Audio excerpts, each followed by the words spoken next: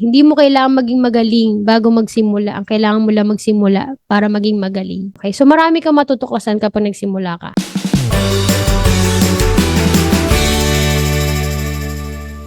So guys, kung mapapansin nyo, ang dalas-dalas kong mag-live, wala lang.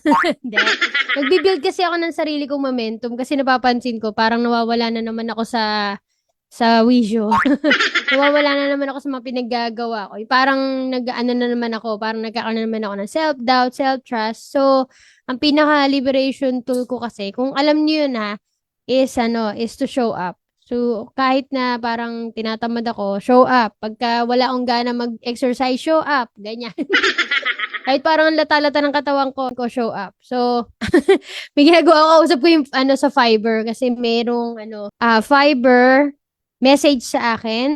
Kasi merong sa Fiverr kasi guys, kung aware kayo, kasi 'di ba tinuturo ko naman ng Fiverr. Ayan, nagdaldal na ako agad Ikaw na yung ire-recommend kasi ni Fiverr. Yung magse-send sila ng mga brief, yung mga parang offer, tapos magbibid ka, ganon.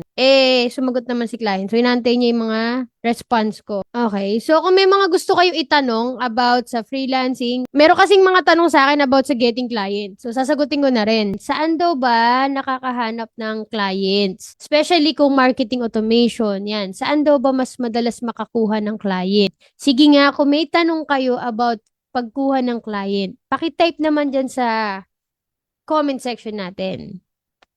Clients. Tapos sasagutin ko yan. Magbibigay ako ng tips sa inyo about clients. Sige nga, comment nyo, client.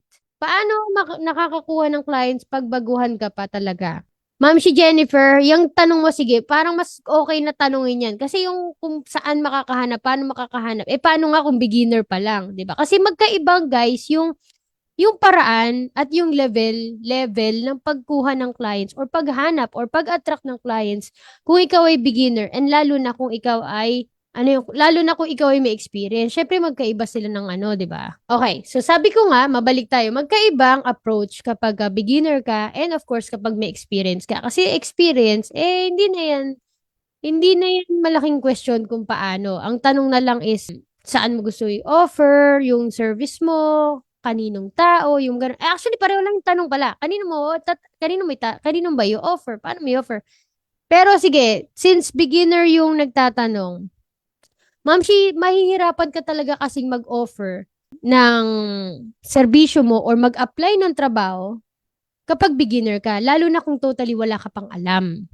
'Di ba? When we say alam, online na alam. Ano yung mga skills na dapat mong mapag-aralan or matutunan, syempre, kailangan mo munang unahin yun. Kailangan mo munang, kumbaga sa tindahan mo, lagyan mo muna ng laman bago sila makabili sa'yo. Kasi parang kailangan mo muna ng investment, self-investment, para para yung confidence mo ba, ma-build din. Kasi kung ang inaantay mo is, pwede po kaya na ma-hire ako ng client kahit na wala po talaga akong totally alam. Well, may possibility pa rin naman. Kasi like before, marami ako na experience na may mga gusto maging VA pero totally walang alam. Pero yung mga clients, handa silang tulungan or turuan. Kung yun ang inaantay mo, may possibility, pero para ka rin sumusuntok sa buwan. Ganun na ngayon ang lagay. Kasi nga, marami na rin talaga kasing nag-aaral ng virtual assistants, kahit sabihin mong through YouTube yan, mga free resources, di ba? O kaya iba, may mga nagtitake pa ng courses, mga programs, webinar, workshops, di ba? Kung ikaw yung client, di ba? Kung pagpipiliin mo sa totally walang alam at yung may alam-alam, ano bang pipiliin mo? O sige, pwedeng magkaiba pa rin yan kasi depende pa rin sa offer. Dahil yung client, depende kung magkano yung kaya niyang bayaran. Pero most of the time, ang mas kukuhanin niya is yung may alam na. Dahil syempre, madalas sa mga client, busy yan, di ba? So at least ito, turuan man niya, hindi na sobrang tuturuan from the start. But ang tuturo na lang niya na is kung paano yung trabaho. Pero since may alam-alam na siya, madaling makaka-relate yung freelancer na yun dun sa client, di ba? So makaka-save ng time and effort and money yung client. Di ba? Kaya nga yung mga ibang mga clients, ang hinaharap nila may experience eh. Marami kasing platform na pwedeng paghanapan or mga online job sites na pwedeng paghanapan ang mga freelancer or mga naghahanap ng online job. Yung mga taong, kagaya natin, mga virtual assistants, ganyan, marami silang pwedeng hanapan. Mapa-agency man yan, mapa-direct clients, or sa mga online job sites, marami. Pero, again, ano ba ilalagay mo sa profile mo kung wala kang pang alam? 'Di ba? So kahit sabihin ko na sa Upwork, sa OLJ, sa Fiverr, sa mga agencies, malaki yung chance na hindi ka talaga makakuha ng clients or maka-attract ng clients. Lalo na kapag ganon. May possibility na makakuha ka ng clients kapag referral. Tapos nakita mabait ka naman, madali kang maturuan. Pero yung mga direct na tao, yung direct na kausap. Regarding sa client referrals, guys, clarify ko lang ha. Kasi depende pa rin talaga to sa sitwasyon and even sa tao and even do sa needs ng client. So, for example, merong client na kailangan ng tulong sa isang specific skill. Halimbawa, marketing automation na pinoprovide ko, di ba? Eh, nagkataon na hindi ako available. Kung ganun ang scenario, then, ang i-refer ko is someone na alam na yon or may idea na doon, like sa marketing automation. Halimbawa, mga students ko or mga taong alam kong may alam dun sa skill na yon, di ba, na marketing automation. Pero, kung yung client sabihin na, I'm actually just looking for someone na pwede niyang i-train sa ganitong skill and gusto niyang, kumbaga, magsimula from scratch, mga ganung bagay, then, I can refer her to either one of my students or dun sa mga tao sa nasa HMD, like magpe-prepare or magki-create tayo ng post and I will have them apply directly to the client, ganyan, para maano pa rin, ma-filter niya pa rin, di ba? So, ganun siya. So, it doesn't necessarily mean na kapag client referral, automatic magre-refer lang tayo ng kahit sino o kung sinong pwede. Siyempre, gusto pa rin nating build yung trust between me or between dun sa person na nagre-refer and dun sa client, diba? Kasi kaya nga siya lumapit sa'yo kasi alam niya pwede kang makatulong. So, kasama na dun yung tiwala, diba? So, hindi tayo basta-basta magre-refer unless nakita natin na or kilala natin tong tao at dun pa lang natin siya i-refer. Instead of mag-settle ka sa ganun, might as well mag-aral ka na ng mga skills. Kasi madali naman makaaral ng mga skills talaga sa ngayon eh. It's up to you na lang kung gusto mo ng free or paid. Okay? So, ako, confident ako na kapag ka-inoffer mo yung MA, yung marketing automation sa client, at ginawa mo yung best mo, ginagawa mo yung pag-take ng actions talaga, magiging confident ka talaga sa pag-offer nito sa clients, diba? And kahit kanino, parang ang goal nga natin dito is not to really apply for jobs but to attract Kaya nga yung Fiverr approach yung binibigay ko sa inyo. Yung tipong kagaya ko na hindi na nag-a-apply talaga, mas gusto ko yung kagaya niya, nakakausap ko na lang yung clients ng free flow, tapos nire-recommend ka na ni Fiverr. Di ba masarap yun? Yun lang. Pero syempre, hanapin mo pa rin kung nasan yung momentum mo kung sa nakakakuha ng clients, di ba? Yun. Pero, yes, dapat maging confident ka to offer the skill. O, sabi ni Michelle Cuvin Torres, hindi ako makapag-apply kasi po, minsan yung task po, na-overwhelm na po ako. Napakadami na nakalagay na task. As a beginner po, meron naman ako alam, pero naguluhan ako pag nakita ko na napakadaming task. Feeling ko kasalanan ko kung bakit, ang daming na-overwhelm. Hindi naman sa pero yun yung sabi ko, yun yung feeling ko. Kasi di ba ako yung isa sa nagturo sa YouTube ng paano magsimula, paano maging VA, paano maging virtual assistant, ganyan. And dahil dun sa mga videos ko, marami kasi talaga nakakapanood. Maraming araw-araw, maraming nabubuhayan sila ng loob, na naging VA sila. Tapos, marami ako nakakausap na dahil nga na-excite sila sa mga pinapanood nila, nag-aral sila. Dahil, kumbaga, naging way yung channel ko and yung YouTube videos ko about VA para mas lalo pa nilang aralin at explore si VA. Na kailan pa yung ilan mga videos ko na yun? Parang since 2019 pa. Diba? Tapos, diba, hindi naman ako totally virtual assistant. Ano na ako, marketing automation specialist. Kasi I decided to niche down. Matagal na. 7 years ago. 8 years, 7 years ago. Pero shinare ko lang yung mga videos ko when I was still... Shinare ko yung mga VA videos kasi alam ko pa siya that time. Kumbaga, medyo pa-transition pa lang ako into MA noon. So, dahil marami nga ako nakakausap na mga...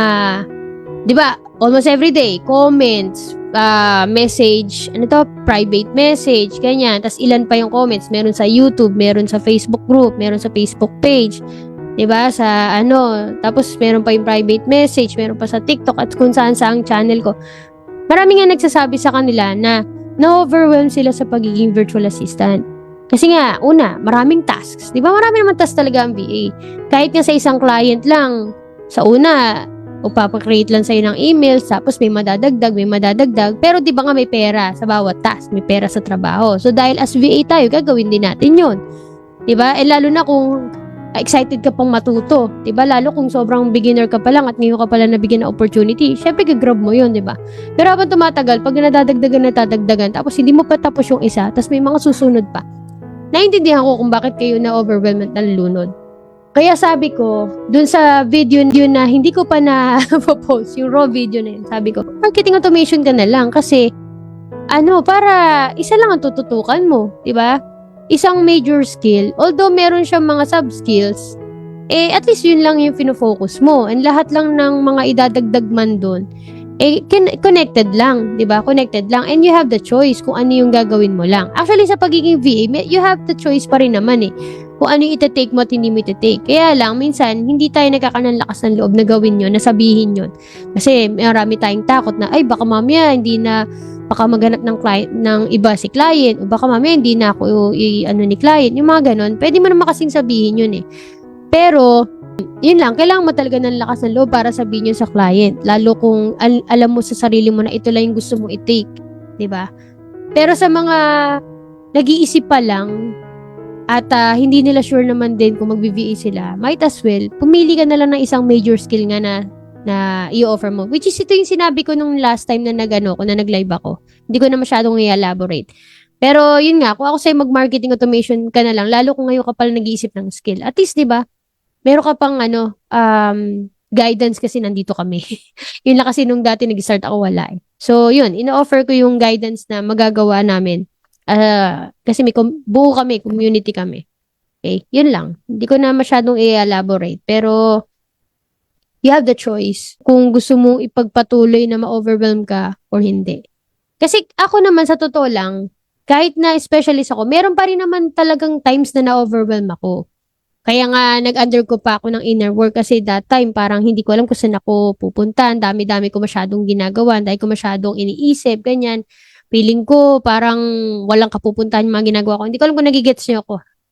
Pero I realized na ako lang naman yung nagbibigay ng problema sa sarili ko. So, ayun, sinusulat ko sa notebook. Tapos, tsaka ako pinaprocess internally kung ano ba yung dahilan ba't ako nalulunod. And then, sabi ko, I have the choice. I have the power. I have the control sa mga ginagawa ko. Kaya, pinipili ko na lang kung ano yung mga bagay na kung saan nandun yung spark, di ba? Nandun yung energy ko, nandun yung interest ko, nandun yung puso ko. Lalo na kapag gusto kong, yung pag ginagawa ko masaya ako, tapos yung clients na bibigay ko rin yung napoprovide ko din kung ano yung needs na hinahanap niya, di ba? Yun. So, hindi ko ipipilit talaga. Although, tinry ko, like yung copywriting before, di ba? Tinatry ko naman talaga siya before. Kaya lang, yun. Ay, sabi ko, hindi ko siya ino-offer sa mga clients So, dahil sinabi ko, naglakas ako ng loob na sabihin yun. Hindi siya nagiging malaking problema sa akin. Anyway, ano pa, meron bang nagtatanong about sa clients? Yung kanina sabi niya, kasi nasabi ko na, di ba may nagtanong nung paano po ba makakuha ng client yung mga beginner. So, yun, nasagot ko na. Yung mga naman, like yung sa mga students ko, marami kasing approach, di ba? And isa nga sa sinasabi ko, sinishare ko sa mga students natin is yung sa Fiverr. Kaya parang yung approach natin is to attract clients, hindi mag-apply. Pero marami din tayong shinare dun sa platform kung saan natin yung mga lessons. Meron kasing pagkakataon na nagkaroon ng integration calls or live calls with the students. And nag-guess ako ng mga dating students na kung saan may iba't ibang approach sila. Ay, may lamok. May iba't ibang approach sila sa pag-a-apply, saan nag-a-apply, paano nakakakuha ng clients, Mapa-Direct, LinkedIn, Upwork, OLJ, at kung saan-saan at kung ano yung mga strategies. So, hindi ko sila maibigay sa inyo lahat dito. Kasi una, hindi ko naman yung ginagawa talaga na. Mas ako sa Fiverr. Pero sa Upwork, meron akong idea noon. Pero hindi na rin kasi ako nag-apply sa Upwork. Pero alam ko lang din doon talaga, mas strict na din sila. Tsaka, di ba, yung may mga bids, may mga connect, ganyan. Kaya, mas maganda na ang ko sa inyo isa Fiverr kasi until now, doon pa rin ako kumukuha. Pero meron pa rin akong account sa Upwork, sa LinkedIn. Sa LinkedIn, mostly na kumukontak sa akin dyan, agencies eh. Bihira lang yung mga direct clients. Pero, marami dyan, companies, na kapag sinet mo yung settings ng LinkedIn profile mo, para ma-notify ka or magkaroon ka ng mga notification or mga newsletters or updates about dun sa skill na ino-offer mo. Let's say, marketing automation. Tapos, kung specific pa, let's say, ang mga email platform na sinusupport mo, kagaya ng sa amin is Mailchimp, ActiveCampaign, Go High Level, HubSpot, Klaviyo, mga ganyan. Kung naka-filter yung profile mo na ganun, then yun yung mga updates na makukuha mo. And maraming mga agencies and companies yung kumukontak or nagpo-post ng mga job postings sila, mga open jobs and open opportunities na pwede mong applyan. Okay? Kasi again, iba-iba yung approach ng bawat platform. Iba-iba rin yung strategy dyan. Ma'am Shishina, paano po malalaman na ang client ay direct po? Ibig sabihin, kausap mo siya. Kunwari, tayong dalawa, nag-uusap tayo. Yun, direct yun. So, ang bayaran nun is direct din. Kaya lang, depende kung saan nyo komportable gawin yung bayad. Like, iba sa PayPal, sa Payoneer, sa Wise, direct sa bank, yung pagbabayad, ganyan. Tapos, syempre, pag direct ka, kailangan meron ka ring mga contract, ganyan. Tapos, kung saan nyo gagawin yung mga tasks nyo. Yung iba gumagamit ng ClickUp, Asana, Basecamp. So, yun. Parang everything na kakailanganin mo, kayo yung magse-set up. Yun yung pag-direct. Kasi kapag may mga online job sites na namamagitan, like sa Upwork, syempre doon may mga tracker yun, may mga timer, di ba? Tapos doon papadala yung contract nyo. Para siyang agency, di ba? Doon napapadala yung contract nyo, doon din ipapadala yung bayad nyo. Yung conversation nyo most of the time doon. Although nag-email kayo, pero doon madalas lahat. Ganon din sa Fiverr. Okay, so pag direct, kayo lang talaga. Pwedeng gumagamit kayo ng mga communication tool, pero every transaction, kayo lang. Meron ba kayong gustong itanong? Yung tungkol sa pagkuha ng client, saan makakuha? Yun na nga, marami. Marami kasi sumusulpot. Bukod pa dun sa mga major na pinupuntahan ng mga freelancers. Kasi like kung may experience ka, free up, pwede. Kasi sa Fiverr na ako kumukuha. Tapos madalas direct na eh. Direct. Iba nga, di ba sa Facebook group pa kumukuha. Iba saan pa ba? Ano ba isa? Quora. Sa Quora pa. Yung mga, yung parang sa mga comments, sa mga posts, parang sasagot-sagot ka doon, tutulong ka. Tapos merong biglang magko-contact sa'yo. Kasi kahit saan pwede kayo maka-attract ng client eh. Lalo na kung nagbibigay kayo ng values. Ano dapat ang mindset fresh from training sa pag-apply? Ay, kung mindset din nilang pag-uusapan, ako po, ang dami kong pwedeng ibigay sa'yo. 'Di ba? Fresh from the training, ako nga, ito ngayon lagi ko sinasabi sa YouTube eh. Hindi mo kailangan maging magaling bago magsimula. Ang kailangan mo lang magsimula para maging magaling. Yun lang talaga. Kasi kahit sabihin mo wala kang training or may training ka, kung hindi mo ihahanda yung sarili mo sa mga failures at hindi ka susubok to start and get started, eh, hindi ko masasabing ready ka. 'Di ba? So, yun lang talaga. Magsimula ka dyan. Yan, lalo pa ngayon, fresh, galing ka sa training, di ba? So, fresh na fresh pa yung nasa utak mo. Maghanap ka na ng mga job postings na pwede mong applyan. Ayusin mo na yung profile mo, ayusin mo na yung portfolio mo, and then i-offer mo. Kasi for sure, mag-fail ka eh. And malaki yung bagay na mag-fail. Sabi nga, yung failure is the best teacher. Di ba? Yung mga experience natin will be the best teacher. And failure is part of it. Doon mo kasi malalaman kung saan ka pa may kulang, saan ka malakas, saan ka magaling, ano yung mga strategies na gagawin mo, saan mo babaguhin, saan mo improve, ano yung mga bagay na dapat mo i-optimize.